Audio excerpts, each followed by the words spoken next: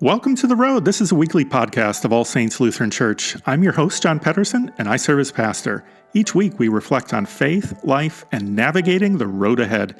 You can find my weekly message here, but this episode is one of many special conversations with people whose lives and experiences have given them insights on things like wellness, family, and living with a unique purpose. In today's episode, I speak with Alison Young, who's been a world-class musician and played as principal flutist with the Boston, Atlanta, and Houston symphonies.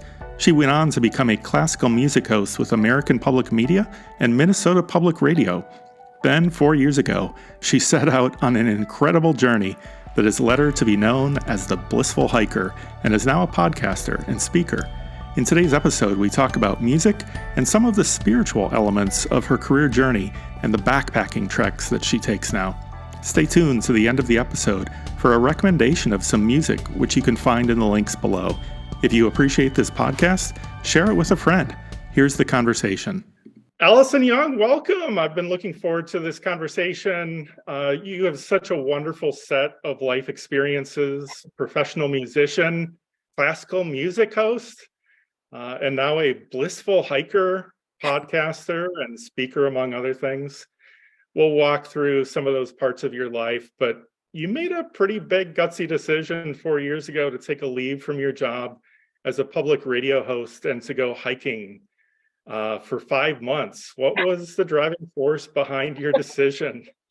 Yeah, well, thanks so much for having me on the program. It's really great to talk to you and share some of these experiences. Yes, I do have a lot of life experiences, and all along through all of the things I did, I was a walker. And in fact, my husband reminds me every day, he says, my wife is always smiling when she's moving her body. There's something about walking, about being out and putting your feet on the ground. It helps us solve problems. It helps us to connect to the spirit world. And so even when I was a professional flutist, and then after that, a radio broadcaster at Minnesota Public Radio and American Public Media, I always was hiking on my vacations, or even every single day walking down the hill in all weathers to go to work. Never used a car to drive to work. But my biggest hike I had done, I started to get really addicted to kind of these long distance through hikes, and a through hike just meaning that you're like sort of starting at one end and going to the other end. It's not a loop, it's not sections. I got kind of addicted to them about 12 years ago and started kind of building that up. And I'd done this big hike in the French Alps. That was like my biggest, of 450 miles. I mean, it's pretty huge, over many weeks. But there was like this voice inside me that was like, what would it feel like to do one of those major through hikes over 1,000 miles, something that would take many months? And to be honest, it was like, what would happen to my body, mind, and spirit if I put myself in this kind of situation? And I was already in my 50s. So, it was kind of like, wow, that could be tough. I'm not a, 20-year-old taking my summer vacation to do it. And I had some things. I mean, I had some physical issues. Running in my family is pretty severe arthritis, and I'd already had sort of a scare with that. I'd had another physical issue that made me have to change careers. And I had this feeling of like time running out.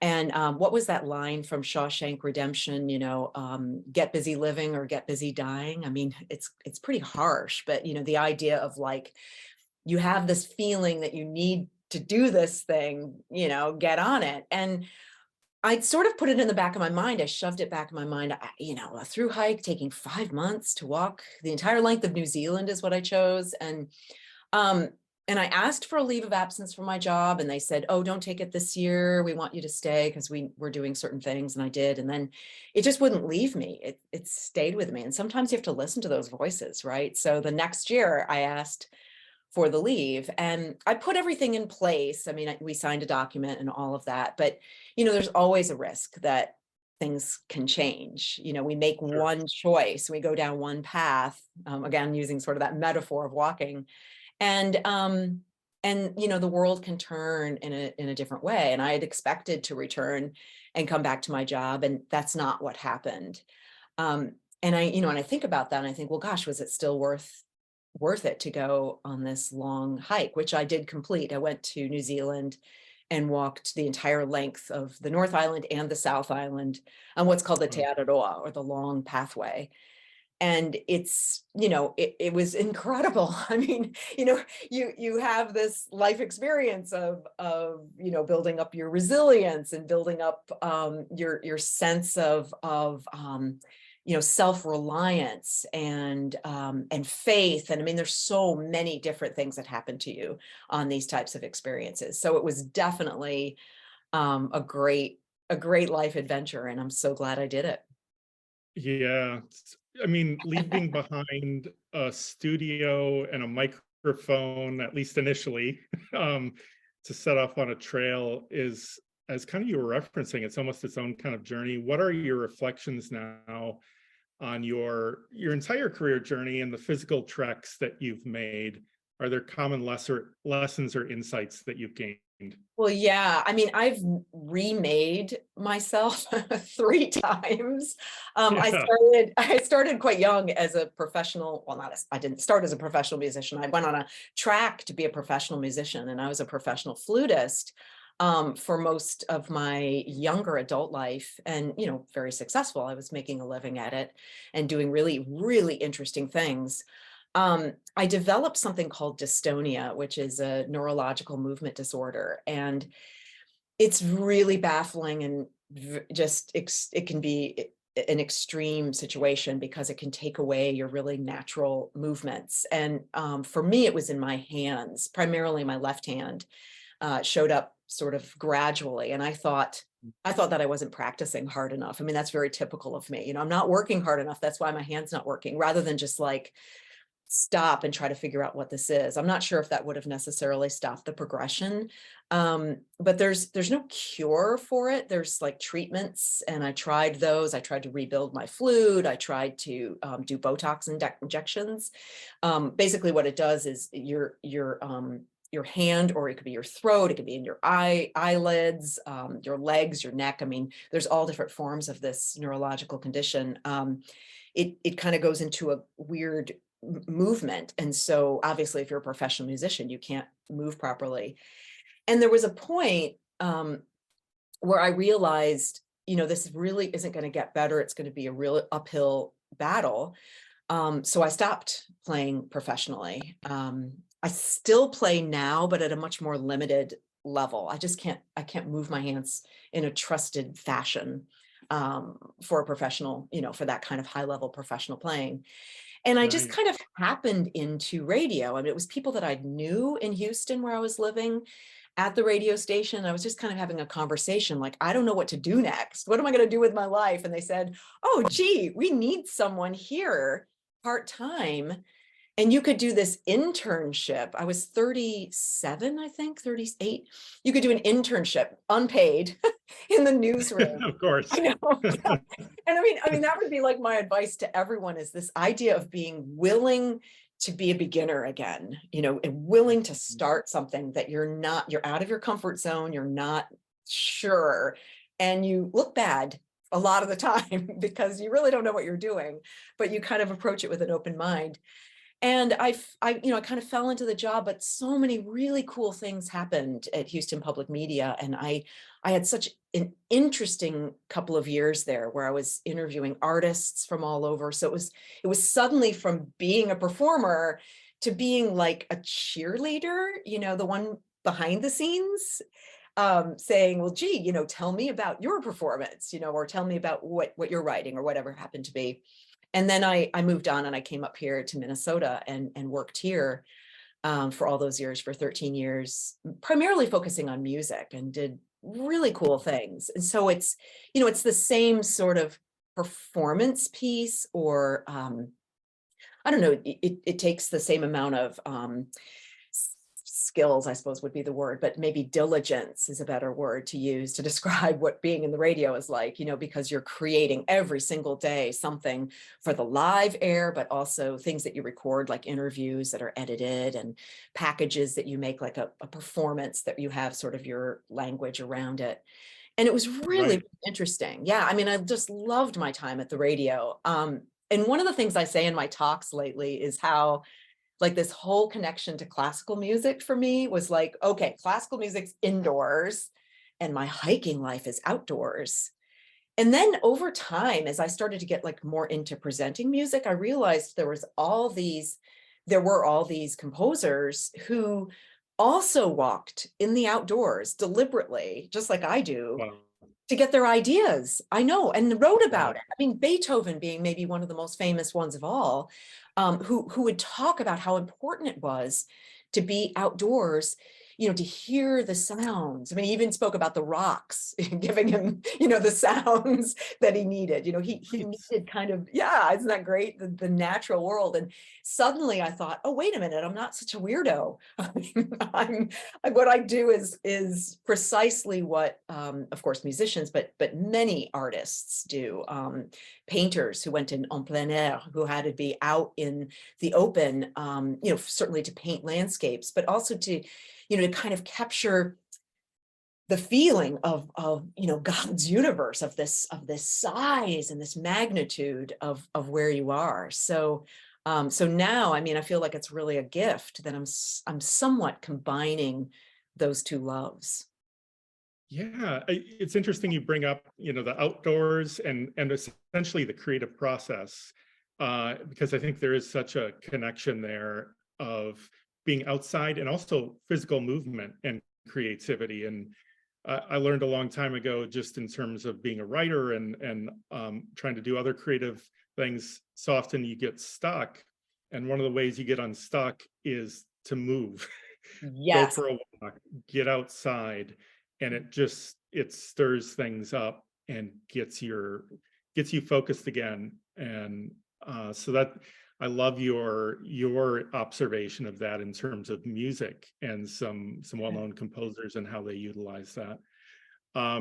So it sounds like going from professional flutist to the radio world, that was like this beautiful transition, like serendipitous in some ways. Mhm. uh, God's grace is was- what my stepfather, who's a deacon, he just calls it, one of those moments where you feel like something in the universe has shifted in some way that you hadn't even thought of, but given you this amazing gift, and I'm incredibly grateful.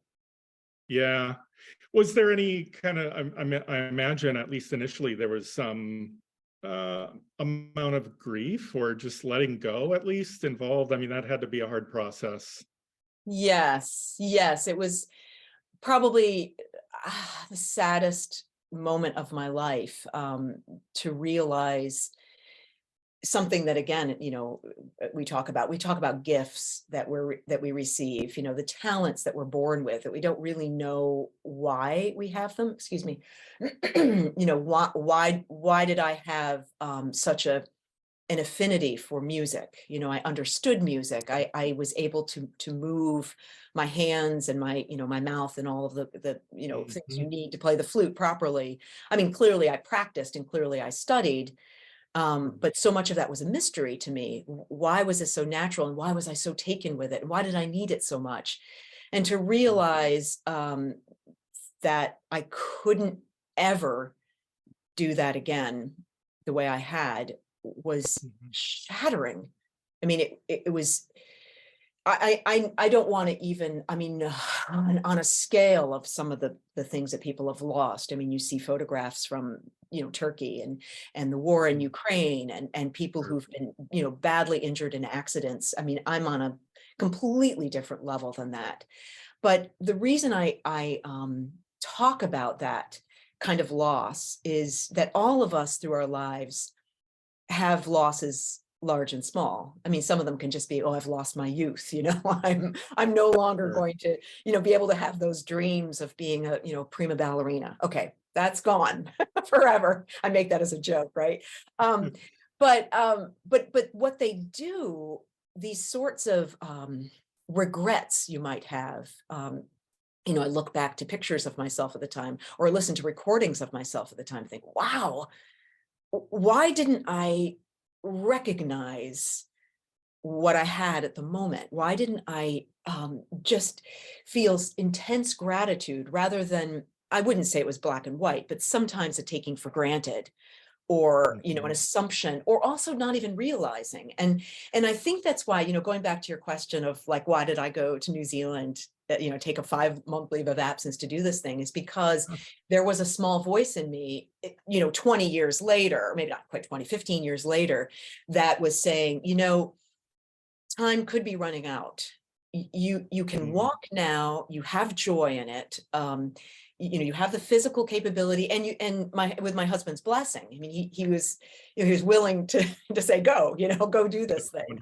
wonderful. So right. So there was the time, there was all of those pieces.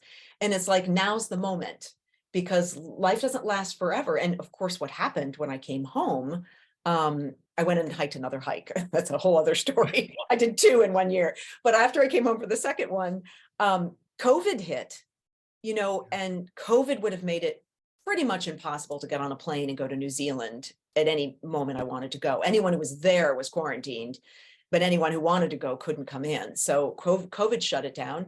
And then my hips I finally had arthritis so bad in my lower extremities, I had to have both my hips replaced. So while everyone was managing COVID and was in quarantine, I was recovering from a double hip replacement.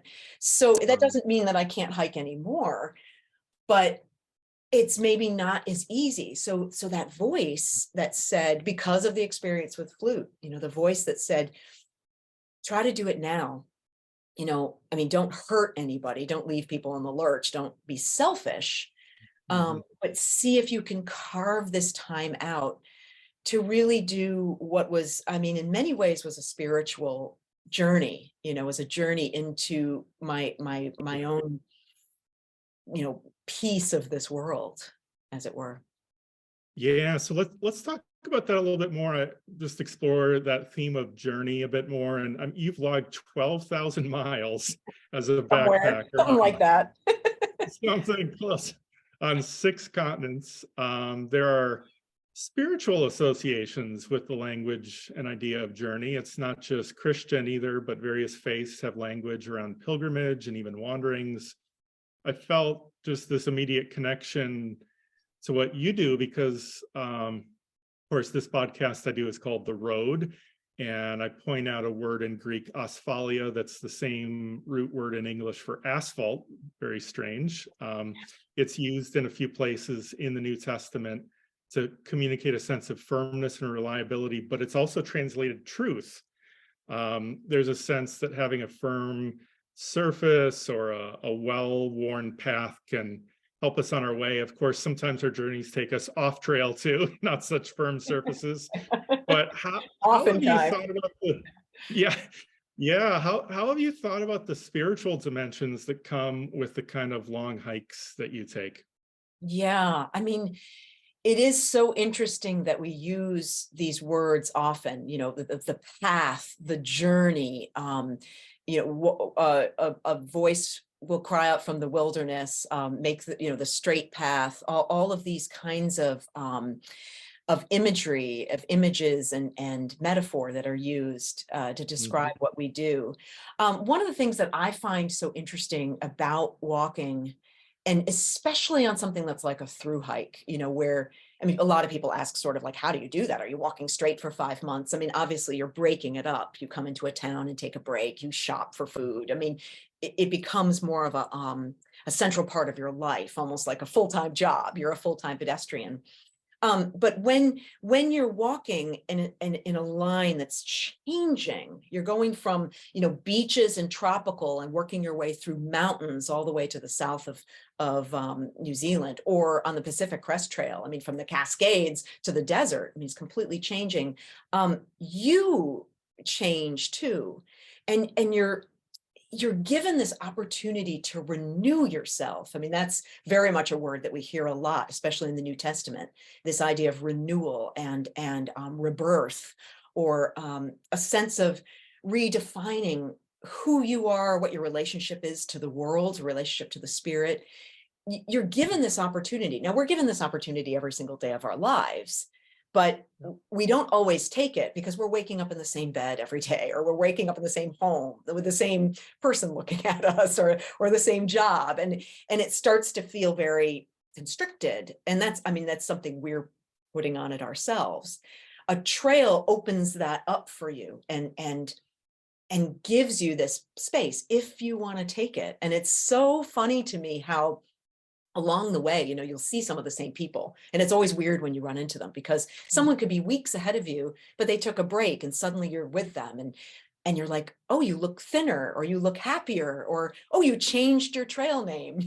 All these things kind of happen as you go. So there's a sense of renewal. There's a sense of line, of sort of through line, going off track, coming back, leaving things behind. Like we talk about packing the backpack and how we pack our fears. I love people saying that. And packing your fears usually means I'm going to take, 4 coats instead of just one, because I'm afraid I'm going to be cold. I mean, that's what packing your fears means. But what a metaphor for I'm taking all this baggage of that person I couldn't forgive, that painful memory, that instead of seeing what's in front of me, where I'm walking, this beautiful place, I'm arguing with the air. I'm yelling at that person to get it out of my system, or, and all of that kind of piece comes into this travel, this journey that we do. And then, of course, there's the other piece to it too, that there's a very harsh reality of what the outdoors offers us. I mean, it doesn't care about what kind of day you want it to be. And I was just reading an article, because I'm going to put my feet on the Appalachian Trail in the beginning of June and start working my way south. I'm starting in Maine. And there was an article that said, how do you manage the constant rain on the Appalachian Trail? So it's like tips to deal with being wet all the time. And, you can fight with that. You can fight against, I wanted it to be a sunny day. I'm not going to be happy because it's raining. Rather than decide, what, this is what it is. How do I change my attitude? Or how do I allow this in? Or how do I complain about it with, with a sense of sort of bigness is sort of the only word I can think of, but sort of a wider attitude of this too shall pass. This will change. Something came of today that was good. What was good? I brought the right raincoat. I had the gear. I still was able to go. Or I changed my mind. I stayed in my tent all day long and I read a book. Okay. What sorts of things can you do instead? So, those are a couple of the, there's so many metaphors, but those are a couple of them that I would share. Yeah, just your note about baggage, of course, and but even Weighs us adversity. down.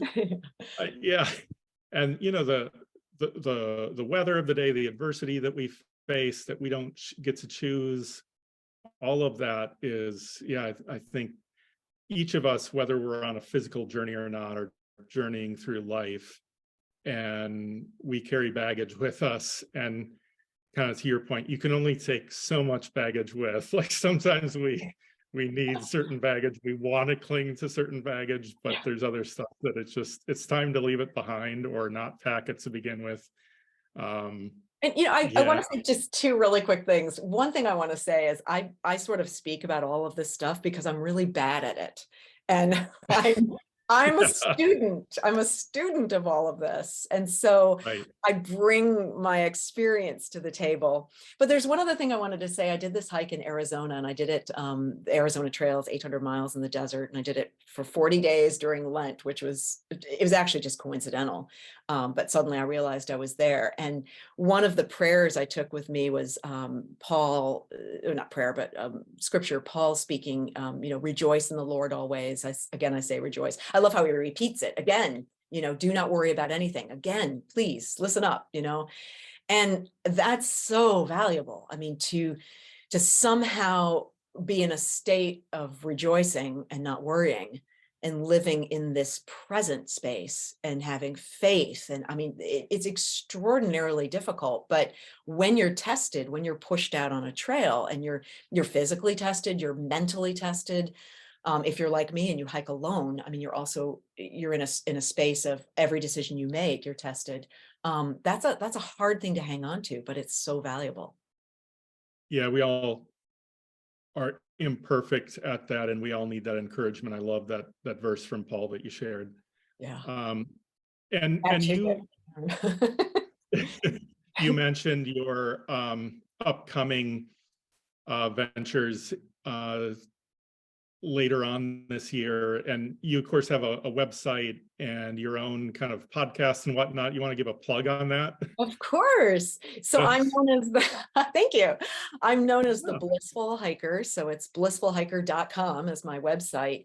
And Blissful Hiker podcast is just called Blissful Hiker is the name of the podcast. And it's quite different than this. I don't do interviews. I tell stories. So I narrate sometimes just a general thought, but oftentimes I'm on trail and I collect sound as I go through trails. And actually I have a little bit of good news. I just learned yesterday that Blissful Hiker has been accepted as an artist in residence at the Porcupine Mountains in Michigan. So Oh, I'm beautiful. super excited. Yeah, I'm going to go there for 10 days in May and stay in Dan's cabin. It's an artist in residence cabin. And what I do is I'll hike and I collect sounds. Spring is probably the best time because the birds and the breaking of ice and all of these different sounds. And I bring them in to kind of create an oral experience of the space, but I narrate it. So, because of my years as a classical radio host, I have definitely a good narrating sound, Yes. calming, relaxed voice. And it's poetic writing. I mean, I'm reading. I'm not speaking like I am now off the cuff, but more reading something. So yeah, so it's pretty cool. So Blissful Hiker is who I am. Wonderful. So, yeah, and you were just mentioning some of the sounds that you capture. I wonder if you have a playlist, literally or metaphorically, for the time you spend on the trail. Do you have a kind of soundtrack in your head that you find encouraging as you hit the hard parts of the trail or the beautiful landscapes that you encounter? What kind of keeps you going? I'm really glad you asked that question because music is so important to me, but I never wear headphones in the outdoors, and a lot of thru hikers do because your energy really lags in the afternoon, and sometimes I just need to listen to something, and I just can't do it. I want to stay in the space and stay very present. That doesn't mean that I don't sing. I whistle. I mean, I make lots of noise. I talk to the spirit. And I will try to sing all of the parts to certain songs. Now, I mentioned Beethoven's Sixth Symphony is Pastoral Symphony. That opening, I mean, it's a curtain opening to beauty, and that is like the most descriptive of just a sense of awe and a sense of the word is oh, it's somebody gave it to me, expectancy. She goes into her hikes expectantly is the word she uses. So she has this kind of, whatever you want to give me, show it to me, which is really quite beautiful. So Beethoven's Sixth Symphony, and there's others. I definitely sing songs from the pop world because that keeps you moving. There's the Proclaimers, walk 500 miles. Really? I mean, it's exactly the rhythm. And of course you're referring to 500 miles and then he says 5,000 miles. And so it Right. kind of goes with what we do. And at one time I was singing this, these are just completely random. There's my brain is full of music and so many pieces, but this is a very rare piece of music by Randall Thompson called The Pasture. It uses words by Robert Frost, and it's for men's mixed chorus with piano. And it's just this kind of, it's less, the 500 miles is big and the Beethoven is kind of, wow, open spaces. The Pasture is like little things, the tiny mushroom you saw in the forest, or the way the light kind of came through the hemlocks and filtered down to where you're standing, and suddenly you realize you're standing in a pool of light even though you're in a dark forest. I mean, that's the kind of music. And of course I just start singing. I mean, I don't know, I probably scare all the animals away, but I definitely do that. Yeah. But aren't the animals supposed to join in and sing with you or something? I think that's some old animated movie. Bambi, they're right Yeah, with there you go, Bambi. That's what I was thinking. um, so maybe Beethoven 6 would be your answer, but I wonder if you could leave our listeners with a single piece that they could listen to that would help them enter into the experience of the trail. And if you could kind of put on your music host hat and be our guide through what we'll hear. Okay. So Gustav Mahler wrote his first symphony in boy, listen to me. I have to like think this through. Let's see. Yeah. I'm putting you Gustav on the Mahler. spot. I know. I would probably like get into the space. Gustav Mahler's first symphony. It's a very unusual symphony, and people didn't know what to make of it because it begins with a 7-octave drone on an A. And what's kind of interesting about the note A is that's what orchestras tune to. So there's a sense of centering around that sound, even though you may not understand. Like you hear, ah, I mean, you don't know what it exactly means, but you can kind of feel it. Here, if it was a B flat or a C, it would feel different. But the A centers everyone, and it's 7 octaves, so it's the lowest instruments all the way to the highest. And they're just holding this note. It's the moment before the sun has come up. You know that it's starting to get light, and the sun is about to break over the horizon. And he writes a directive to his musicians to play like the sound of nature. And all of the beginning of it is the opening up of the animals. You hear bum, bum, bum, bum. Kind of hear these different creatures, and slowly things start to move towards a melody. And the melody itself, it's one of the most beautiful songs ever written. He actually used it in another piece of music called The Song of a Wayfarer, or you might translate it to Song of a Walker. And this particular song, bum bum bum bum bum bum ba, dee, da, da, da, da, da, da, kind of goes like that, which of course sounds, like you're walking along. It's called in German, ging heute Morgen übers Feld. So I walked in this field in the morning, and there's dew on the grass, and isn't it a beautiful day? It's just such stunning music, and you have to wait a long time to get to the melody. But once you finally get there, you're so ready and so full of just joy. I can't think of any other way to describe it. And that song's on my lips. I mean, trying to sing all the orchestra parts, of course, as I'm walking. So it would be either piece, Mahler's Song of a Wayfarer, which Ging heute Morgen has the tune, or the first movement of Mahler's first symphony, where he uses the tune rather than a singer in an orchestral version with all of that long buildup. That is, you have me excited. I'm looking forward to listening to it. Awesome. So, Alison, so good to be with you. Thank you so much for this conversation, and blessings to you and your coming hikes.